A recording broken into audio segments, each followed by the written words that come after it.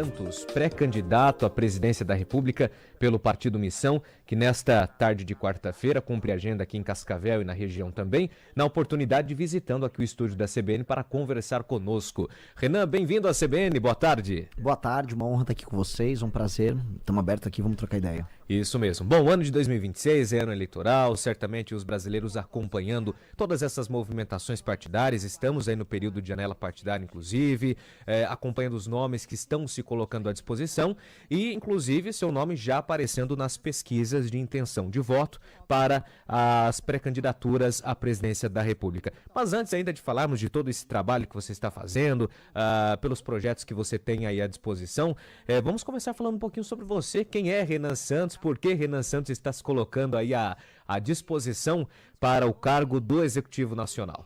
Bom, eu sou um cara nascido em São Paulo, de classe média, pai advogado, vim do bairro da Moca, um bairro essencialmente classe média, bairro italiano e operário lá de São Paulo. Fui sempre um grande aluno, fã de história. Se eu tirasse notas baixas, apanhava da minha mãe, como tem que ser.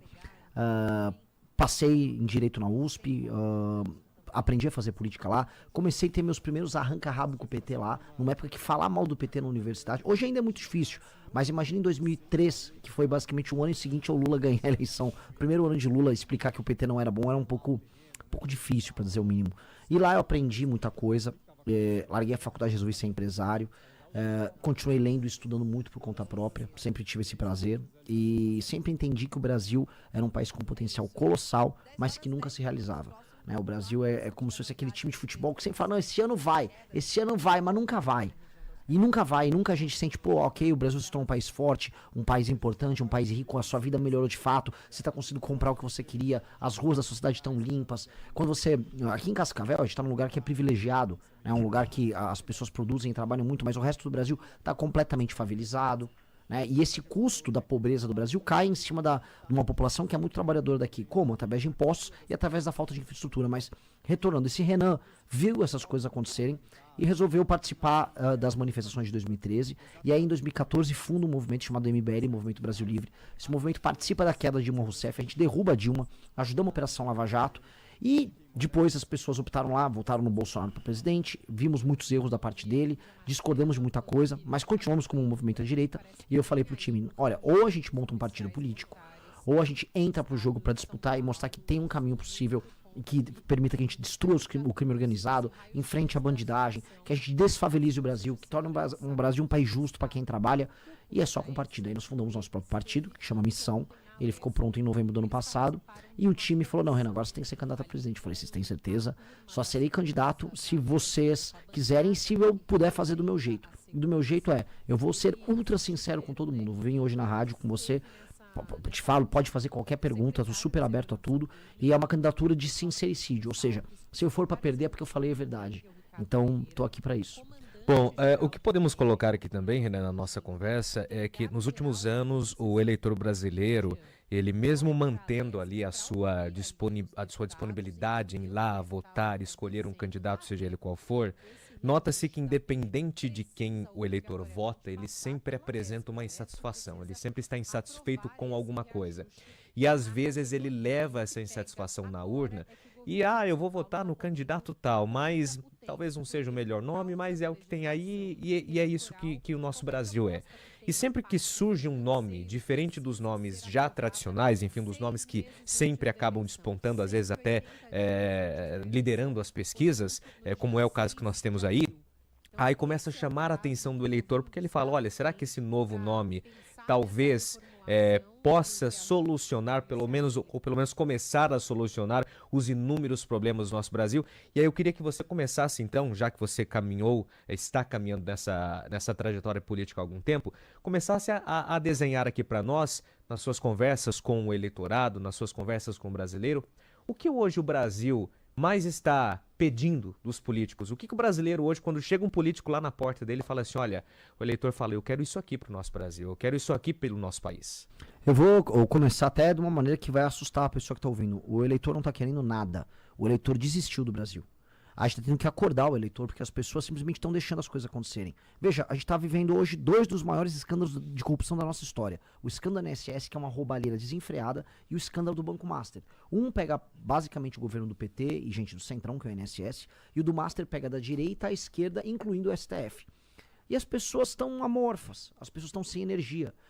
Eu rodei pelo Nordeste, né, e rodei Pernambuco, Pernambuco, Rio Grande do Norte, rodei também o Ceará, e o que a gente percebe das pessoas é aquela aceitação, mas tem algum jeito de escapar do Comando Vermelho? Porque o Comando Vermelho está tomando as cidades do Nordeste aos montes.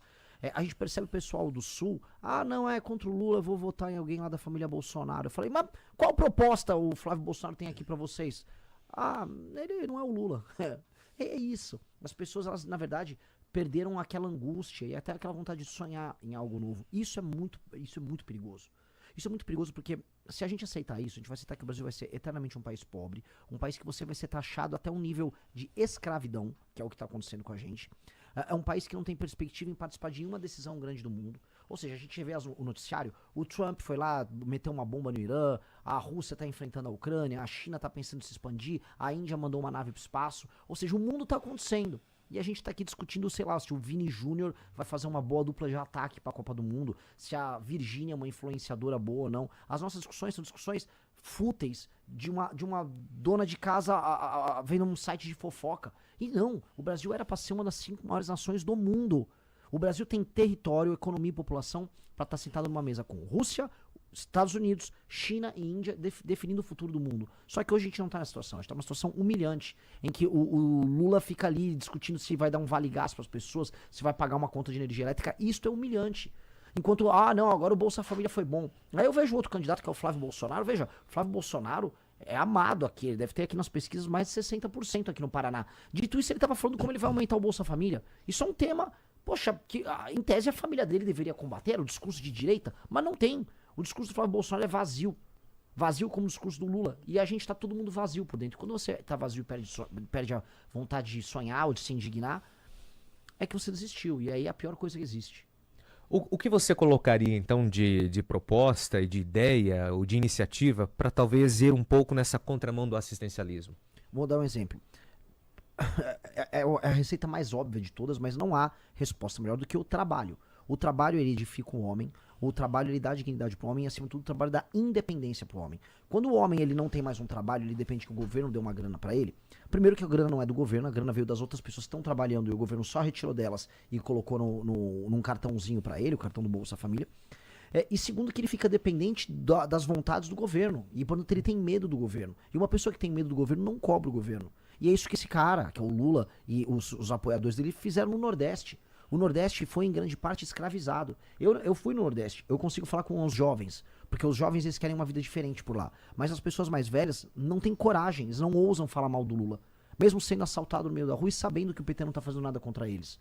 Então, o que a gente vai oferecer, de maneira clara? Um Brasil que tem que ter regras muito claras para trabalhar, leis que sejam amigas de quem empreende, quem trabalha e produz, criar uma agenda de competitividade. E aí, nos municípios que estão lotados de pessoas que vivem de assistencialismo, eu não vou fazer igual o Flávio Bolsonaro que falou que meu pai aumentou o Bolsa Família. Eu vou lá levar uma frente de trabalho. Então, se um sujeito homem, 25 anos, barba na cara, saudável, quer ir lá no CRAS pegar só um cartãozinho, ele não vai encontrar lá o cartão, ele vai encontrar um formulário para uma frente de trabalho para trabalhar com infraestrutura na região dele.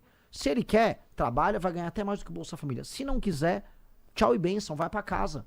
Vai roçar algo, vai vender algum serviço pro vizinho dele. Agora, criou-se no Brasil uma cultura horrível, que é o seguinte, o cara recebe um Bolsa Família, aí ele faz um bico uma semana, faz outro bico na outra semana, aí mora na casa da mãe que já recebe uma aposentadoria do governo, ou seja, cria um encostado.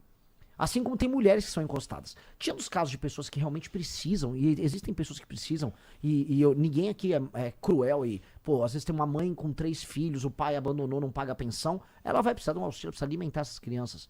E ninguém aqui é mau. Agora, uma mulher ou um homem formado, com idade pra trabalhar, fazendo conta de bico com Bolsa Família, eu não vou aceitar. E acho que a gente não deveria aceitar isso. E as frentes de trabalho vêm pra isso. O Roosevelt, nos Estados Unidos, dos anos 30, meteu essa. No meio da maior crise que eles tiveram, que foi a crise de 29, ele colocou frentes de trabalho e ele construiu a infraestrutura americana. Foram mais de 3 milhões de jovens trabalhando isso nos anos 30, ou seja, 100 anos atrás. A gente não consegue fazer isso no Brasil? Poxa, acho que a gente consegue sim. Mudando agora um pouquinho de assunto, saindo da questão do assistencialismo e economia e passando agora para a criminalidade. Bom, Renan, eu estive visitando suas redes sociais, acompanhando um pouco da sua movimentação e vi bastante postagens relacionadas a projetos voltados para combater a criminalidade. E eu pergunto para você, bom, nós temos sempre, tanto nas eleições municipais quanto nas eleições gerais, sempre há a figura política falando sobre como combater a criminalidade. Mas a pergunta que eu quero fazer para você é a seguinte: por onde começar a combater a criminalidade? Qual é o primeiro passo? Perfeito. Na verdade, aqui no Paraná vocês têm vários políticos que são meio policiais e nós vamos botar a polícia pra pegar esses vagabundos. É sempre esse discurso, tá? Vocês vão pegar a polícia pra fazer o quê? Como, quando, onde, por quanto tempo vai ficar preso e se tem progressão de pena. E se o bandido é faccionado ou não. Essa é a discussão. Pois bem, o que eu tô propondo eu sou muito mais duro do que qualquer policial. Eu nunca fui policial, eu não atiro, só que eu estudei direito e eu estudei as melhores fórmulas, as mais rígidas pra enfrentar o crime organizado. E de maneira clara, a gente tem que aumentar as penas, acho que todo mundo concorda que as penas pro Brasil, especialmente pra crime violento, são muito baixas. Nós temos também que acabar com as mamatas que existem no Código de Processo Penal e na Lei de Execuções Penais, que faz com que um bandido que vai preso, aí ele tem uma progressão e volta pra rua. Quando o bandido é reincidente também, nós temos que aumentar muito a pena. Por quê? Porque a maior parte dos crimes são cometidos sempre pelas mesmas pessoas. Quando você puxa a ficha de um criminoso que tá roubando um carro, roubando um celular, aqui em Cascavel tem roubo de celular. As pessoas, por mais que seja uma cidade mais livre desse problema, aqui também tem. E quando você puxa a capivara do cara, o que você encontra? 3, 4 passagens. E é sempre isso, são as mesmas pessoas que cometem os mesmos crimes. O que a gente vai fazer? O cara apareceu, cometeu um crime, mão armada, falando em bom português, roubou teu celular, botou uma arma, apontou ela pra você, roubou teu celular, 10, 15 anos de cana sem progressão. Não vai ter ressocialização, não vai ter nada. E não é que ele te matou, ou não é que ele tirou você, ele só levou teu celular. Reincidiu, 40 anos de cana. Sem progressão, sem discussão. Vai ficar mofando na cadeia. Isso já vai alterar a dinâmica do criminoso, que ele vai pensar 10 mil vezes antes de cometer um crime. Só que agora a gente tem um outro problema no Brasil. A gente foi tão leniente, a gente deixou o problema se espalhar tanto, que agora a gente tem as facções criminosas. São organizações paramilitares, terroristas, bilionárias. Elas controlam 23 milhões de brasileiros e partes importantes do território brasileiro.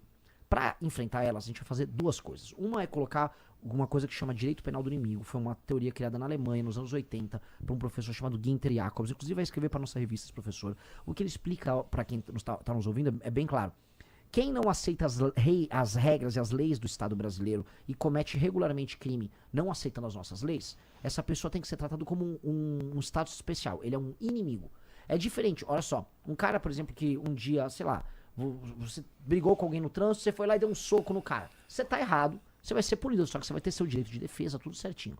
Agora, um cara que pertence a uma facção que toma um território e quase que escraviza as pessoas que moram nesse território, ele não tem que ter o direito de defesa que você tem. Você é um cidadão, ele é um inimigo. O inimigo, que é um membro de uma facção criminosa, a lei pra ele tem que ser muito dura e muito rápida. E ele tem que ser buscado, preso, colocado na cadeia muito rápido. E essa facção criminosa tem que deixar de existir. Quem tem símbolo, por exemplo, uma tatuagem da facção, quem bota uma bandeira, quem coloca símbolo nas redes sociais, quem canta música disso tem que ser preso. Ponto. É uma guerra. É igual o Israel permitir que, sei lá, o Hamas faça um show de funk do Hamas em Tel Aviv. Ninguém vai aceitar uma coisa dessas. E não tem que aceitar mesmo. Então, a lei vai pegar esse tipo de gente, inclusive os colaboradores. E terceira coisa, decretar o estado de defesa. No primeiro dia, eu vendo o presidente da República, eu vou botar o Brasil em estado de defesa e eu vou entrar nas favelas. E o estado de defesa permite que a gente entre, inclusive na casa das pessoas, que é onde os criminosos se escondem. Vamos capturar criminoso por criminoso, liderança por liderança. Se reagir, vai tomar tiro. Se não reagir, vai ficar na cadeia pro resto da vida. E aí, em um ano, eu corto meu braço fora, eu faço aqui. Se a gente não faz o índice de mortalidade, a taxa de homicídio no Brasil, que hoje é de 22 a cada 100 mil habitantes, cair para menos de 8 a cada 100 mil habitantes, já no primeiro ano. A gente faz uma revolução. O número de assaltos despencar no Brasil. E aí as pessoas começarem a respirar e não precisar colocar isso filme no carro, esconder o celular, botar grade até na janela de casa. Toda casa hoje no Brasil tem muro. Você começa a ter um país mais livre. Não posso também deixar de perguntar para você, Renan, as suas considerações sobre o crédito ou descrédito das nossas instituições, né? Nos últimos anos, muito do comportamento tanto da classe política e da classe judiciária, tem sido bastante questionada. E nos últimos meses, diante dos gravíssimos escândalos, inclusive envolvendo nomes tanto da classe política, mas também do Poder Judiciário, isso tem feito com que a população, claro, observe isso até buscando alguma forma de tentar pensar um Brasil que seja diferente disso. E aí eu pergunto para o pré-candidato à República, Renan Santos, sobre os recentes escândalos e sobre a questão posicionamento do Poder Judiciário. A conduta de Alexandre de Moraes e de outros ministros, eles devem estar lá, devem continuar lá, cumprindo suas funções, cumprindo as suas posições, ou no entendimento do Renan, devem ser retirados, devem ser depostos? Eles precisam imediatamente ser depostos das suas posições. O Alexandre de Moraes e o Dias Toffoli, estou falando nominalmente dos dois, e isso porque ainda não pegaram outros. Eles claramente estão envolvidos no escândalo do Banco Master. E não adianta o Alexandre de Moraes ficar fingindo. Ele disse que primeiro não havia o contrato da esposa dele com o banco. Foi demonstrado depois, ela já reconheceu que houve. Depois ele falou que não havia as conversas. Agora estão claras. Agora descobriram, inclusive, viagens conjuntas dele pra tomar uísque e depois foi pra Trancoso, pra não sei o que, pra conversar. Ou seja, o ministro Alexandre de Moraes cruzou uma linha que não se cruza. E é uma linha do tráfico de influência. Vamos dar nome aos bois. O Dias Toffoli foi sócio aqui no Taiaiá, da turma do Banco Master, da turma da JBS Friboi. Isso tem nome também. E eles têm que ser afastados. E se o Senado brasileiro fosse probo e tivesse homem de verdade, eles estariam sendo afastados. Há um homem de verdade lá. O senador Alessandro Vieira está convocando, está levantando assinaturas, mas o Senado de direita que falam é um Senado medroso, sejamos honestos, um Senado muito medroso. Paralelamente a isso, essa descrença que as pessoas estão na política, que é verdadeira, se dá também porque as pessoas elegem, em grande medida, políticos muito corruptos que chegam lá e cometem crimes. E isso vai da esquerda à direita. Eu entendo, saiu uma pesquisa Quest agora e mostram que, por exemplo, o escândalo do Banco Master já começou a colar no Lula e colou no STF. As pessoas, que bom, porque o Lula e o STF tem a ver com isso. Legal, também acho. Mas não se esqueça que às vezes o político que você gosta de votar tem a ver com o assunto também. A direita também está envolvida. E a direita não liga para o assunto corrupção. E o problema de você não ligar no assunto corrupção é que no começo você parece esperto.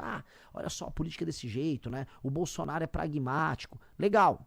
Ele parecia pragmático no começo, salvou o filho dele lá da rachadinha. Depois ele teve que entregar o governo inteiro pro Centrão. Aí o Centrão pintou e bordou e roubou. Depois ele perdeu a eleição por conta dos erros que ele cometeu que envolviam colocar o Centrão no governo. Então, não imaginem que a esperteza em aceitar um corrupto, ela não vai te cobrar um preço no final. Ela cobra.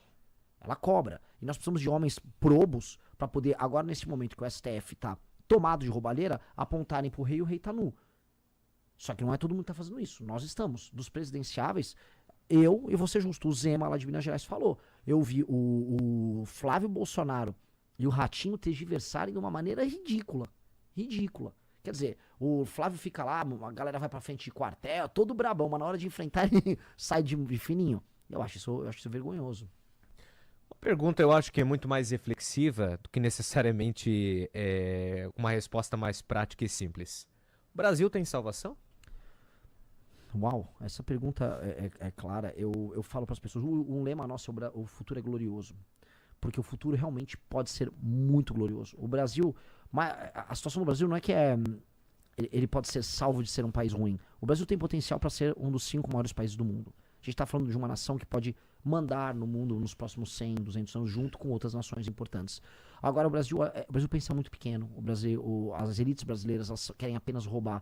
As elites brasileiras não apenas não olham para os problemas da população mais humilde. Ela vê o Brasil apenas como um fazendão que ela explora, tira a grana dela, põe no bolso. Que é essa elite política, elite judiciária, elite financeira também, tá? E aí a elite não consegue imaginar a solução. O desesperador é o seguinte. Imagina a Índia. A Índia é um país que tem mais problemas sociais que o Brasil. A China é um país que tinha mais problemas sociais que o Brasil. Agora, a elite chinesa e a elite indiana são definitivamente muito melhores do que a elite brasileira. E mesmo com países mais complicados, eles conseguiram colocar esses países numa posição melhor que a do Brasil. O Brasil, eu tô rodando o Paraná, tem espaços do Brasil, tem pedaços do Brasil que estão indo muito bem, que se o Estado não sabotasse, estariam voando. O Paraná, eu vi que a região de Cascavel cresceu 12% recentemente. O Paraná era para estar estourando em termos de infraestrutura. Estrada para escoar, ferrovia para escoar a produção. Agora a ferrovia que passa aqui é uma vergonha. Tem trechos que ela anda 10 km por hora. A estrada é uma porcaria. Então a gente se sabota, a gente pensa pequeno, a gente nunca pensa no futuro. Para ter um futuro melhor e para não ser um lugar que, vamos dizer, a gente discute se tem salvação ou não, nós precisamos fazer uma coisa, que tem a ver com todas as perguntas que você me fez. Trocar a elite brasileira. Não é que, tem que não ter elite. Não, todo lugar tem elite. Nós temos que trocar a elite brasileira. Tem que sair esses mesmos exploradores, esses mesmos vagabundos, os bandidos que controlam a gente, e tem que entrar gente muito inteligente, porque a inteligência é a matéria-prima mais importante que existe. E 2, com um caráter muito correto, assim, seriedade e compromisso, tá? Que são coisas únicas. Quando você é inteligente, você tem caráter, você faz as coisas certas e você faz as coisas certas direito. E é isso que a gente precisa aqui. Não é muito. Se você tiver gente decente e inteligente nas posições de poder, o Brasil vai andar. É impossível não andar. Tá? O potencial é enorme. Renan, você é contra ou a favor a anistia do ex-presidente Jair Bolsonaro e dos presos do 8 de janeiro? Eu acho que essas pessoas mereciam julgamentos individualizados para todos eles. As pessoas tiveram processos, inquéritos, inclusive audiências coletivas. E há casos de injustiças, ainda que eu ache que aquelas pessoas cometeram crime. Eu falo pro eleitor do Bolsonaro. Tem pessoas aqui da região que foram presas ali, né? O que eu falo pro eleitor do Bolsonaro disso é o seguinte: se aquelas pessoas estivessem de vermelho, com a bandeira do MST, entrando no STF, entrando na Câmara dos Deputados, entrando no Palácio do Planalto, vocês falarem o quê? Que o Brasil está vendo uma Venezuela que aquilo era um golpe de Estado. Então não vamos ter dois pesos, duas medidas. Aquelas pessoas cometeram crimes. E a gente sabe que aquelas pessoas queriam uma intervenção militar. Então ficam vendendo uma mentira que aquelas pessoas, na verdade, elas estavam só protestando. Mentira, ninguém protesta quebrando tudo, entrando dentro dos palácios. Eu protestei, eu fiz as maiores manifestações da história do Brasil, eu nunca precisei fazer isso. Eles fizeram. Porque eles foram levados a erro pelo próprio Bolsonaro. O Bolsonaro estava nos Estados Unidos, enquanto aquelas pessoas estavam cometendo aquele crime. Ele não mandou essas pessoas recuarem. Ele podia falar, vai todo mundo pra casa. Ó, eu vou enfrentar as consequências, eu vou enfrentar o Alexandre de Moraes, eu vou fazer o que for. Deixa comigo, porque é o que um líder faz. O líder corre o risco. O Bolsonaro deixou aquelas pessoas errarem, fizeram lavagem cerebral com aquelas pessoas e elas cometeram crimes. Agora, as penas são proporcionais? Não. O julgamento que elas tiveram foi justo? Não. Então, as penas precisam ser revistas. O caso do Bolsonaro é o seguinte, ele cometeu os crimes dele também. O Bolsonaro tramou o que ele tramou. Não adianta negar, as provas estão todas lá, todas as conversas, todo o material. Agora, o julgamento que ele teve foi dentro de um processo correto e justo, como foi o do Lula? Não. Então o que a gente tem aqui é uma situação em que materialmente o cara cometeu um crime, mas formalmente o julgamento foi injusto. Então todo mundo pode ficar alegando o que quiser aqui. Eu não anistiaria o Bolsonaro totalmente. Eu acho que você pode mitigar parte da pena dele, porque o processo em si é injusto. Dito isso, aquelas pessoas, as unidades que tiveram com aquelas pessoas que cometeram os crimes, quem não cometeu, quem não participou de invasão, como tem gente que tá presa que não invadiu o prédio público, tem que ser imediatamente solta e as penas têm que ser reduzidas, porque a gente vive num país bizarro em que as pessoas que cometeram esses crimes, que são crimes, vão ficar mais tempo na cadeia do que cara que assaltou, estuprou e matou. Para finalizarmos a nossa conversa, Renan, muito embora isso ainda esteja cedo para perguntar, mas acho que alguma projeção talvez você já consiga fazer. Certamente você busca passar pelo primeiro turno, chegar ao segundo, enfim, e certamente vai trabalhar e buscar a sua vitória. Mas se eventualmente você não passa para o segundo turno e tivermos outros nomes disputando a presidência da República, o Partido Missão, o Renan Santos, vai sair em apoio de alguém? Quando os portugueses, né, os descobridores, os bravadeiros conquistadores, eles entravam no navio e iam pro mar, eles morriam no caminho ou chegavam nas Américas, chegaram na África, chegaram na Índia. Eles não pensavam, e se não der certo? Eu tô pegando meu barco, eu tô entrando pra disputa, eu não vou pensar em nenhuma hipótese, em nada além da vitória. Eu vou trabalhar até o fim pra vitória. Eu não vou me conformar, eu não entrei pra fazer acordo. Quem gosta de fazer esses acordos é quem acaba se vendendo e ganhando dinheiro. A mala preta vem nisso, eu boto uma candidatura aqui, não, pode ser que eu apoie fulano. Eu não faço isso. Eu vou entrar pra ganhar. E não tô afim de mala preta, não tô afim de ser comprado por ninguém, porque óbvio que a tua pergunta é uma pergunta honesta, é uma pergunta de quem faz análise política, mas a política ela pensa de outra maneira, a política tá pensando em como me comprar, e eu tô avisando pra política que eu não tô à venda. Muito bem. Renan, chegamos ao final da nossa entrevista. Muito obrigado pela sua participação, pela nossa conversa aqui na CBN Cascavel. Muito obrigado, foi uma honra participar.